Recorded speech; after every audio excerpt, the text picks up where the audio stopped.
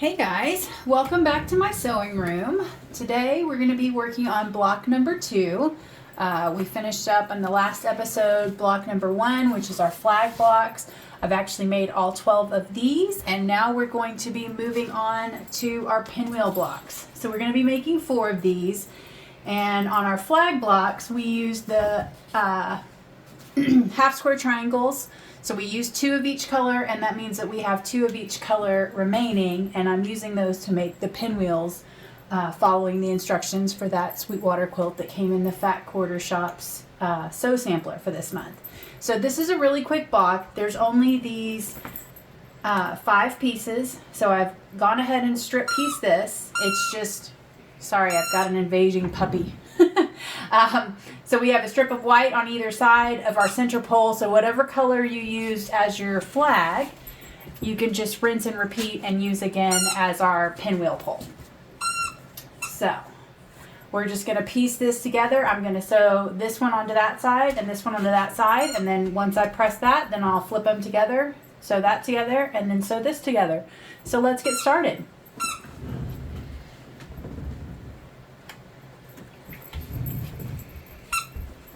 So again, I did press these open, so you're going to just want to make sure you have that nice and aligned, and off we go.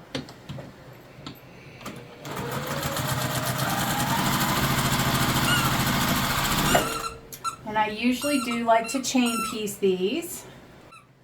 Sorry, we got a new puppy in November, and she is cute as a button, but she has totally figured out how to squeak that toy, and it just makes her a happy one.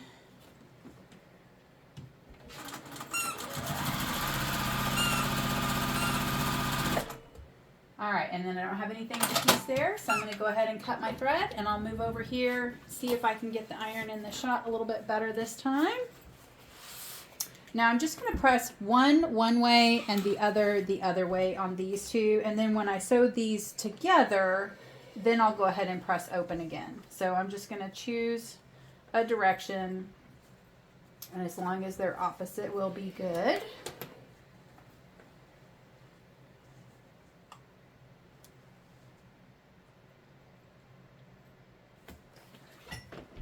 Okay.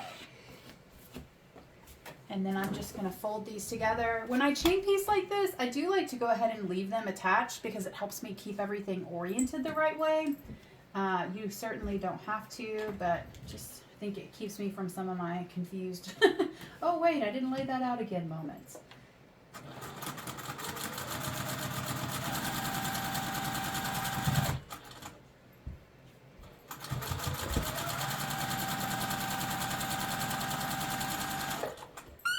Now I will have to snip this thread in the center here when I want to press it open.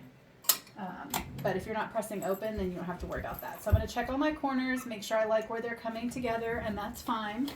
And then I'm going to set my seam and press it open. So I always like to press one way initially, and then after I kind of get it set that way, give it a quick second to cool back off, so I don't want to burn my fingers, and then I'm going to press that open. I'm so sorry. This puppy is on that toy today.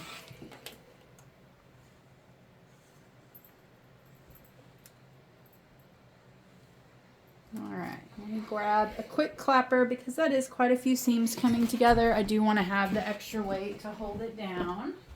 I don't usually iron on this table except for when I'm filming.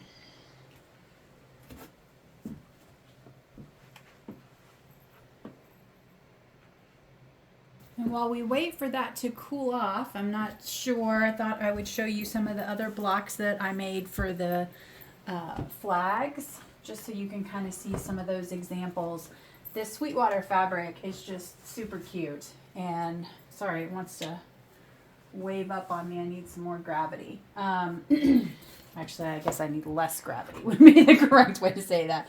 So I've got this cute red print, and then the text print that says pure happiness are the 2 big words that you see there. And I love this little flower print. I don't know why, I just can't wait to use that. Not as a background print, but definitely an accent color on some of these for this vintage line. I just think it's a lot of fun. Need to make some more design boards. I thought these were like the biggest ones and I was never going to really use them, but I end up using them a lot lately.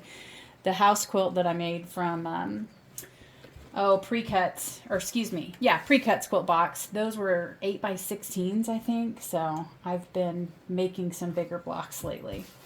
And then Lori Holtz, I've been working on one of her applique quilts, and those blocks I think are 18x18. Maybe they're 20x20 before they're cut down.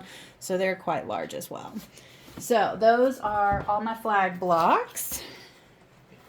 And let's see if this pinwheel has cooled off enough. Yep, looks good. So now this has a text print in it. So I am going to make sure, put it back on my design board and make sure that the text is going the right way. I was kind of careful when I picked out some of these. Usually, you know, you can be a little bit more willy-nilly, but I just wanted to make sure that my pinwheels wouldn't have upside down text. So after you've done that, this block is actually showing up as a little bit larger, so I'm going to trim that down really quickly. Okay. Sorry, I don't have enough room for my iron. I need one of those press and cut mats. I usually iron on the other side of the room, which gives me a lot more space. All right, so I like the way that edge is coming together better now. And then we're just going to do a quick seam across the bottom, and we are finished with another block. And there are 4 of these blocks in the quilt, and then there's going to be some end caps, cornerstones, and some sashing.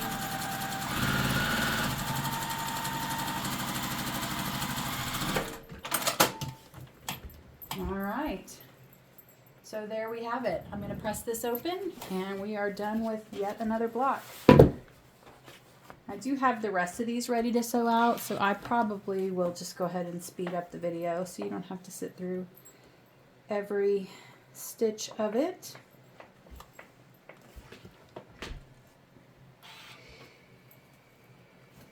But yes, I think that's another really cute block, and here paired with our flags is going to be really fun. So let me know what you think. I'd love to hear your thoughts, and I will stitch the rest of these out in a faster motion.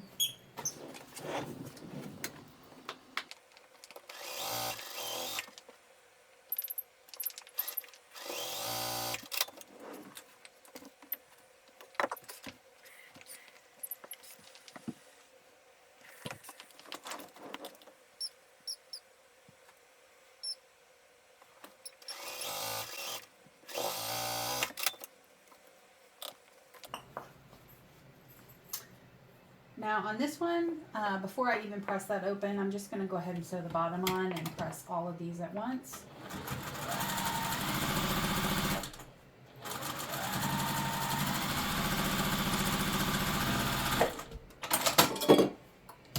You can definitely do it either way, but I find that that first block I always like to kind of stitch out in the most straightforward, simplistic way so that I don't get confused and accidentally stitch something to the wrong side.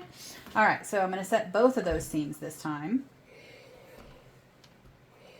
And then I like to press these one direction anyways.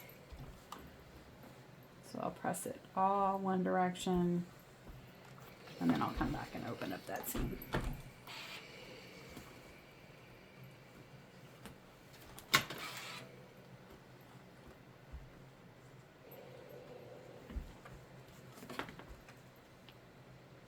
Okay, clapper, that one's ready to go.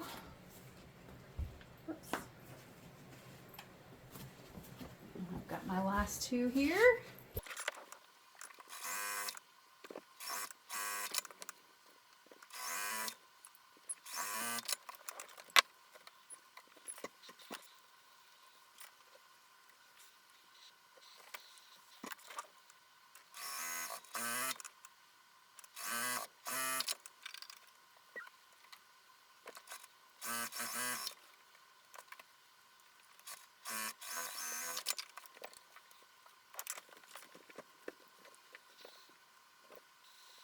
So that is all 4 of our pinwheel blocks, and I think they turned out really cute. I'm gonna let these finish sitting up, and then next time we'll meet back and we'll do our cornerstones and our sashings, and then we're gonna have a quilt top already done, finished, and easy peasy. So definitely let me know if you're sewing along with this, if you have any other tips or tricks you want to share with me, and we'll go from there. Thanks so much for watching.